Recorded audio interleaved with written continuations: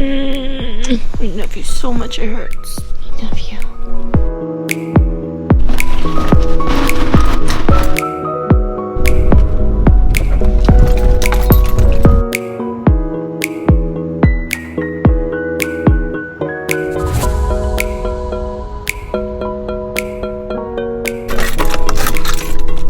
Good morning, everybody, and happy March 12th. Today is day 9 of 90. Hey guys, Rachel LaBelle here, and today is day 9 of 90. Hi, Heidi Tyson here, coming at you with my sweaty gym hair. It is day 9 of 90, and I'm feeling fantastic. Hey guys, Kira Marshall here, and today is day 9 of 90. Hey, this is Jana Roller checking in for day 9 of 90. Hey guys, my name is Amber Montejano, and today is currently day 9 of 90. And I'm gonna go hit legs. Today's leg day. I just had 3/4 of a cup of oats because at the end of the nights I've been having trouble getting all the carbs that I'm supposed to be eating in. It's just a lot of food, and if I don't eat it earlier on in the day, at night I just get tired and I'm like, I just don't even want to eat my food right now. Which, yes, it just means I have a lot of food to eat right now. So I'm gonna go ahead and log it in MyFitnessPal right now. And it's really easy because I usually eat the same foods, so it'll always be like right there in the recent. So usually I have 2/3 of a cup, but I had 3/4 of a cup today. That's one tip that I have for you guys if you have trouble hitting your macros, or if you're always like, oh, I still have so many carbs left, or whatever it is. Increase your portion sizes throughout the day, and it'll really help you be more on target with your goals, or just simply pre-plan all of your meals ahead of time. I thought I was gonna have my icon meals delivered yesterday, and they weren't. I think they're coming today, so I wasn't able to plan properly. Normally I just suggest planning as soon as you wake up or the night before. That way you just follow that meal plan throughout the day, and it's super easy. You're never under or over on your macros. So today I'm gonna make sure that I am spot on with my macros. So I was a little shy of my goals yesterday, just a little bit. I would really need to be on point, so I'm gonna make sure I'm on point today. My biggest struggle this last week was sticking to my daily excellence list. These are 3 things that I do not typically do on a day-to-day basis. My biggest struggle from last week was putting too much on my plate. And I've struggled with this for a long time, and I'm trying really hard to overcome it. So my biggest struggle this past week is that I realized how addicted to my phone I am. I'm on it constantly. Wake up, phone. Should be going to bed, phone. Middle of a workout, phone. Should be reading or study for classes, phone. My biggest struggle last week was learning how to rewrite my habit of procrastinating and being distracted by my phone. My biggest struggle of last week was being way too lax on my off days. I thought to myself, well, I worked hard, I'm sore, let me give myself an extra time to relax and sleep in. But what happened was that, sure enough, it became later and later in the day, and I did not get done what I was supposed to get done that day.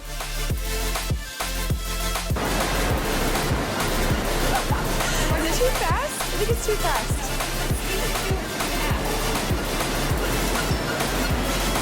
I don't know, her heels are pretty near the end. She's been cheating the whole time. She's been cheating? How? Here.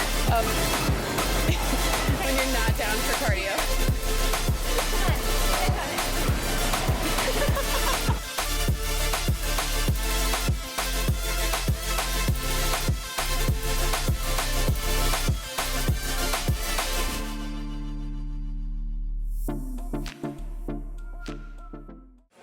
Vibrating of the HyperIce From downstairs. downstairs. Literally, I could hear the whole floor vibrating, and I was like, "Oh, that's Emily." Normally I don't watch the news on treadmill when I do for you. I just don't watch the news.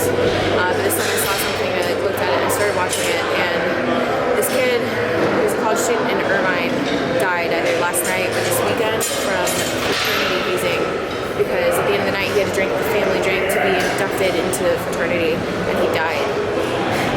It's like so stupid beyond belief. It makes me so angry.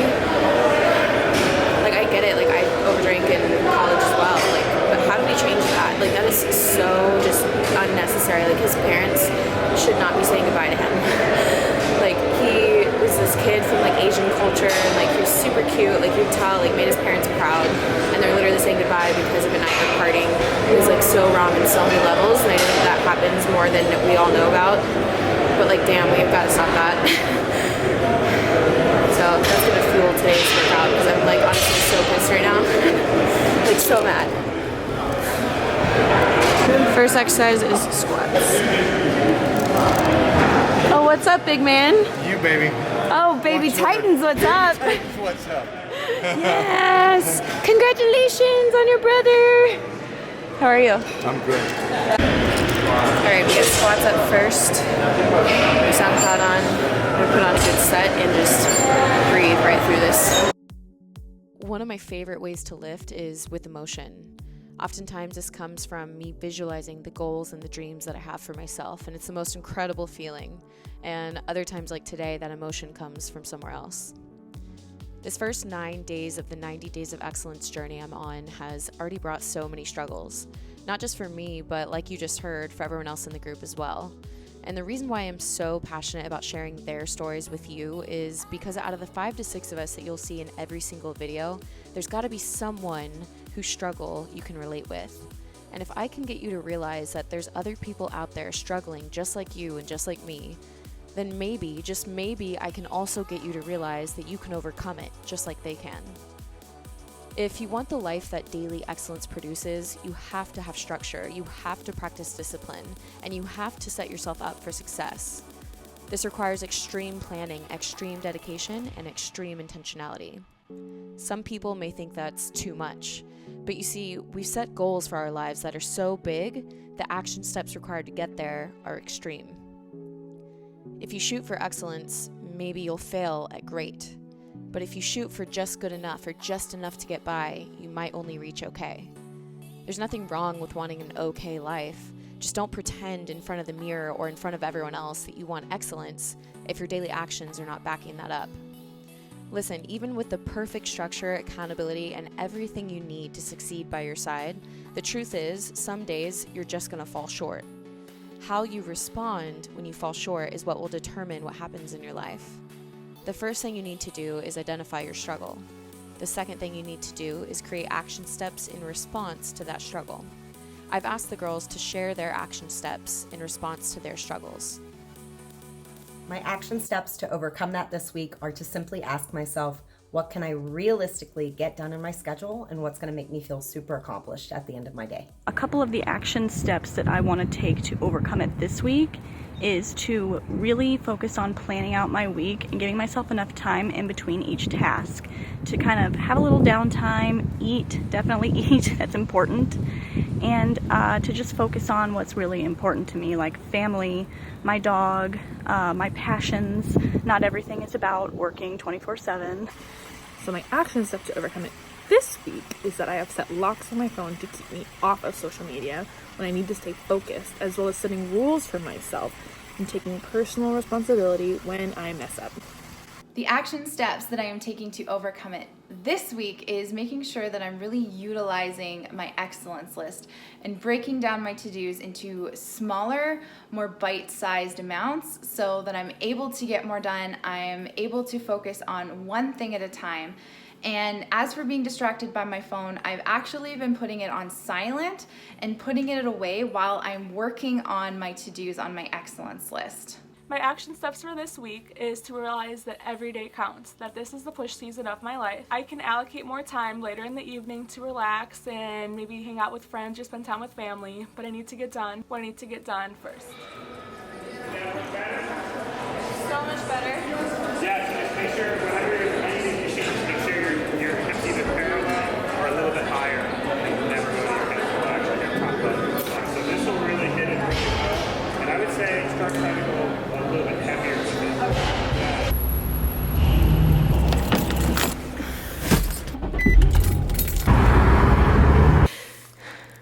Good morning, baby. Do you want some puppy food? Say thank you, Mom. Okay, so home from the gym. I got a quick shower, got ready. I have an appointment today that I didn't forget about. It's on the calendar. I just planned all these other things as well. So today was supposed to be like vlogging and podcast, and it still is, but now I also have a minute, which, if you know LA, ends up taking way longer than you originally planned. So while I quickly make up some eggs, I'm gonna have 3 eggs and 2 slices of toast with, I can't believe it's not butter, and jelly. While I do that, let's go ahead and check on the girls and see how they're doing on day 9 of 90. My biggest win from last week was hitting the gym 6 days in a row and pushing really hard through all of my workouts. I think it's really easy to get into the gym and allow ourselves to slack. And I decided that I was just gonna push myself to the very end, and I did just that, and it felt amazing. Number one win from last week was hitting the gym 5 times. Not consecutively, but I made it 5 times. And guys, I've been struggling with that for a very long time. I've been going maybe once, twice if it's a good week. So I'm really, really thankful to all you ladies and the 90 Days of Excellence for keeping me accountable. My biggest win of last week was that I've been training myself to go to bed at the same time and wake up at the same time every day. It was a big struggle in the beginning of the week. I did not want to get out of bed. But by Friday, my body was actually waking me up about 5 minutes before my alarm, and I was feeling super well rested and just feeling great. My biggest win so far has been actually getting done what I'm putting on my excellence list. I'm so used to feeling frustrated and overwhelmed, so it's been really great for me to actually feel like I'm being productive and having more time to spend with my family in the evenings. I'm not using my family time to get things that I didn't get done during the day. Cheers, mate. I used to really not like drinking this, and I was like, it's not terrible. And honestly, it's like not bad at all now. I think it's definitely an acquired taste. These girls are killing it. I'm so proud of you guys. I want you guys to notice the wins don't come without the struggles. So if you're at home and you're like, man, I've already messed up and it's day 2, a lot of people have, and a lot of people have fallen short. You just gotta keep getting back up. So, okay, I'm gonna eat my meal really quickly and I'll see you guys after. Meal is taco turkey meat with rice, a little bit of cheese, and then carrots, bell peppers, and one massive cutie. This is not a cutie, this is like a, damn girl, you fine. You know, cuties are supposed to be small.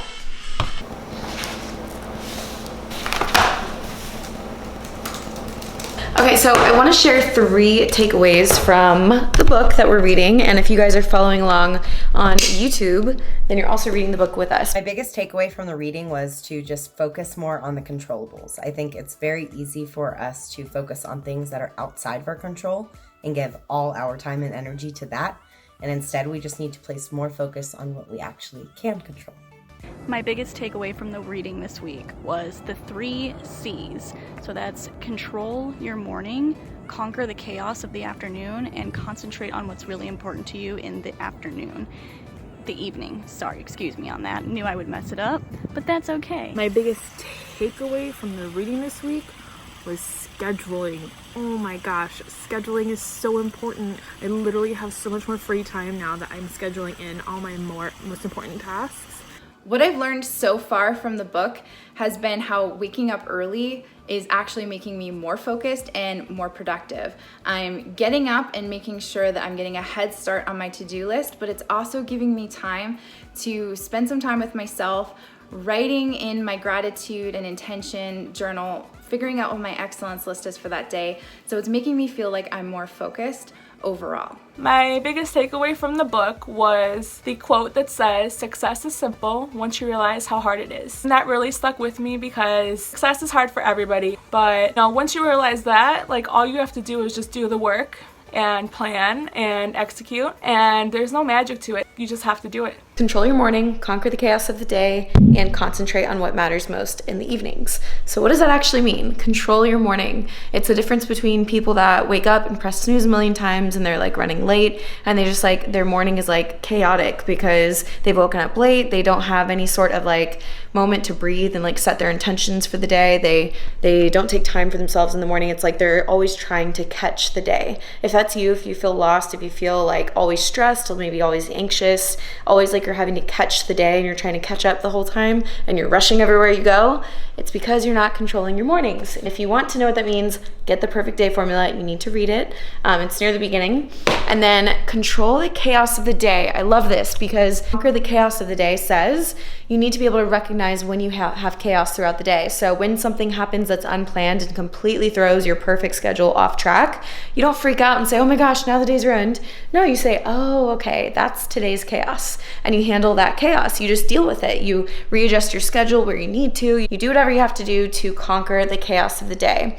and then concentrate on what matters most in the evenings. If you have controlled your morning, if you have conquered the chaos of the day, then in the evenings you can concentrate on what matters most, which I think to most people is family and time for yourself, time to unplug, time to just kind of like regenerate, rejuvenate before the next day. Amy is still sleeping. I kiss you forever and it's still not enough. Don't forget to make time to call your family, FaceTime them, whatever you've got to do. I don't know about you guys, but it recharges me every single time. So it's actually the next day, but I just got to stop and ask everyone watching right now. Comment down below, stop what you're doing, comment below and tell me, are you 1, enjoying the video in this series? 2, are you doing this program with us? And 3, if you are, how are you feeling? I need to know how you guys are feeling. How I'm feeling so far is friggin' amazing. I am loving that I am able to see that I'm more capable of being productive than I ever thought I was. I always thought it was just something that was wrong with me, something that I wasn't capable of doing, and now being able to see that I can actually be focused and get a lot done makes me feel pretty amazing about myself. And I love having a group that I'm accountable to show up to every single day to say, hey, I'm actually working on these things and I'm getting these things done. I'm feeling pretty good, feeling pretty great. Loving this community of girls that have come together to do this program. The support and outpouring of love is just unbelievable. Like, I can't even begin to explain it. The girls in my accountability group are just phenomenal, and I would never ask for a better group of girls. And all the rest of the girls on the Facebook group. They're just incredible. I'm definitely enjoying this program. I'm definitely seeing results from it. I am seeing that I have more of an AM routine down, which is one of my goals this year. And I love being able to jump out of bed and know exactly what I'm going to be doing and just set myself up for win for the rest of the day. I'm feeling really good, guys. I am loving this group of ladies. You guys are keeping me accountable. I love it. I know I'm not always going to feel this way, so I'm really, really grateful and really soaking it in. I know there's going to be some grueling weeks, maybe even a grueling month or two, but I know that that's going to show me who I really am, and we're all going to show each other who we really are, and we're going to dig deep, and we're going to do it, guys. Okay, do you see why I had to include them in this? These guys are so freaking inspirational. How could I not share their stories? They're amazing. Don't forget, on the way out, please give this video a thumbs up if you enjoyed it. Don't forget to leave your comment below, and I'll see you guys next time. So there's 81 days left, guys. Time to buckle down and keep striving. You got this. Let's do this thing. Stay fresh, guys. Stay hydrated. I hope you are killing it in this push season, and we'll see ya in the next one.